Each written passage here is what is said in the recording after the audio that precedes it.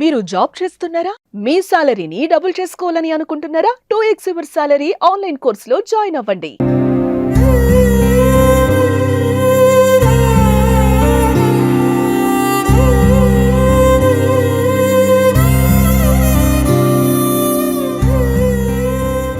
మాకు బ్రతుకు తెరువు లేక మాకు ఏం లేదు కాబట్టి వాళ్ళ నాన్న కూడా లేడు. అందుకనే దుబాయ్ వేయండు.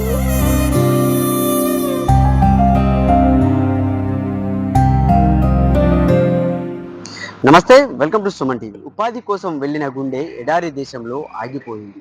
చిగురుమామిడి మండల కేంద్రానికి చెందిన సాయి కిరణ్ అనే యువకుడు దుబాయ్లో గుండెపోటుతో మృతి చెందాడు. ఎన్నో కలలు కన్న తల్లి ఆశయాలను నెరవేర్చేందుకు దుబాయ్కి వెళ్లిన సాయి కిరణ్ గుండెపోటుతో మృతి చెందడంతో చిగురుమామిడి మండల కేంద్రంలో విషాద ఛాయలు అలుముకున్నాయి. అసలు ఆయన ఎన్ని రోజుల నుండి దుబాయ్కి వెళ్తున్నాడు, అసలు ఏం జరిగింది దుబాయ్లో అనేది మాత్రం అడిగి తెలుసుకునే ప్రయత్నం చేద్దాం.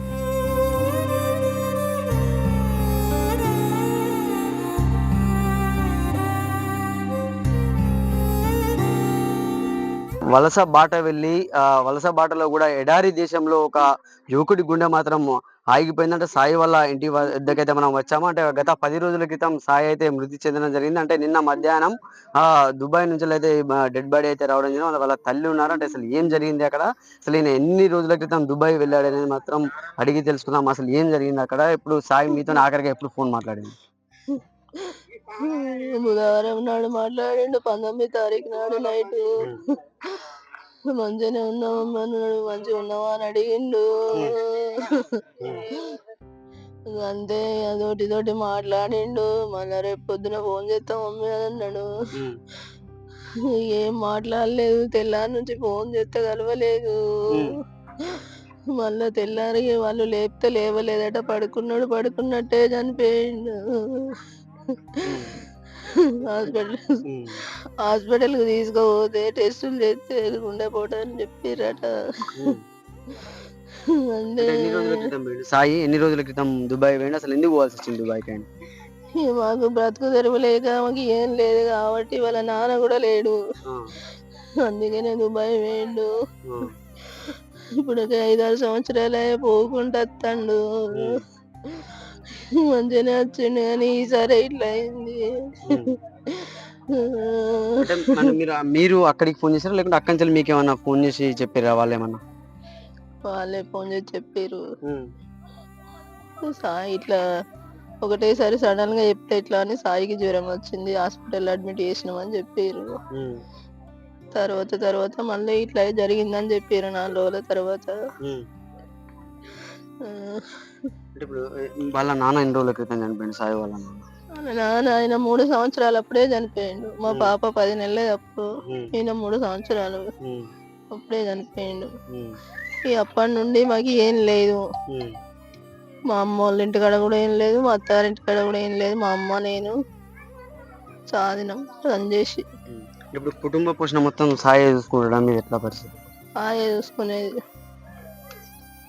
చూడొచ్చు అంటే సాయి 3 సంవత్సరాలు ఉన్నప్పుడు కూడా వాళ్ళ నాన్న మృతి చెందితే ఎంత కాయ కష్టం చేసి కూడా కొడుకును సాదుకున్న తల్లి, అంటే కొడుకు మృతి చెందడంతో కూడా దుఃఖ సాగరంలో మునిపోయిన సాయి వల్ల చెల్లె కూడా ఉన్నారు. అసలు ఏం జరిగింది, అసలు అక్కడ ఏం జరిగిందని మీకు చెప్పారు అక్కడ అక్కడి నుంచి?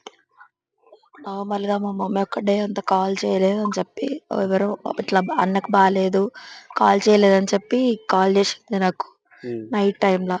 కాల్ చేస్తే నేను కాల్ చేస్తా మెసేజ్ చేస్తా అని చెప్పిన. అన్న ఏం రెస్పాండ్ అవ్వలేడు. రెస్పాండ్ అవ్వకపోతే మమ్మీ అవ్వట్లేదు అని చెప్పి మళ్ళీ రిటర్న్ మా అమ్మకి కాల్ చేసి చెప్పినాను. తర్వాత మా తమ్ముడి నెంబర్ ఉంది కదా అని కొద్దిసేపు ఆలోచించి తమ్ముడికి చేస్తే తను కూడా ఏం రెస్పాండ్ కాలేదు.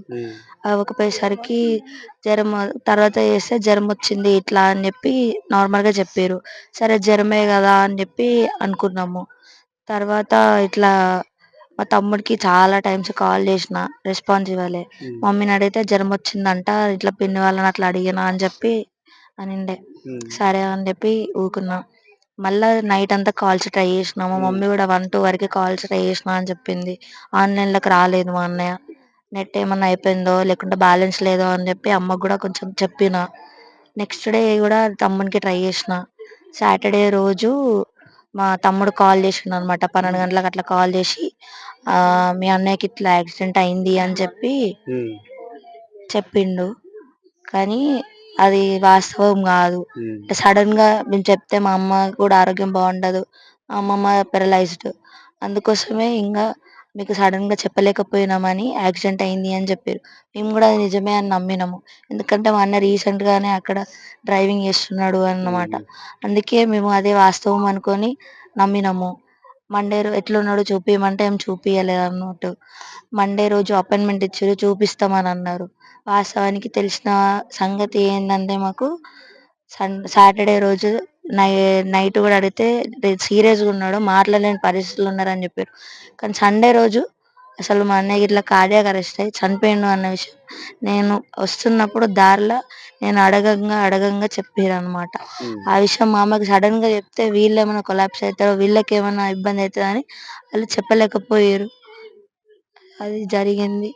ఇంకా అక్కడి నుంచి నిన్ననే మా అన్నయ్య వచ్చారు. ఇది జరిగిన సంగతి అసలు. సో అంటే చూసుకోవచ్చు అంటే ఒకేసారిగా కూడా కుటుంబ సభ్యులకు చెప్తే కూడా వాళ్ళు ఇబ్బంది పడతారని కూడా అంటే చూడొచ్చు. అంటే ఒక యువకుడు కూడా అంటే ఇప్పుడు సాధారణంగా చాలా మందికి కూడా ఇప్పుడు ఉన్న పరిస్థితుల్లో కూడా గుండెపోటు వచ్చి కూడా యువకులు అంటే నవ యువకులు కూడా మృతి చెందడం అనేది చాలా బాధాకరం. నిరుపేద కుటుంబానికి చెందిన సాయి వలస బాట పట్టి కుటుంబాన్ని పోషించే సాయి మృతి చెందడం కూడా వీళ్ళ కుటుంబంలో విషాద ఛాయలు అయితే అనుకున్నాయి. కెమెరామెన్ జగదీష్తో సతీష్, సుమన్ టీవీ, సిద్దిపేట నుండి.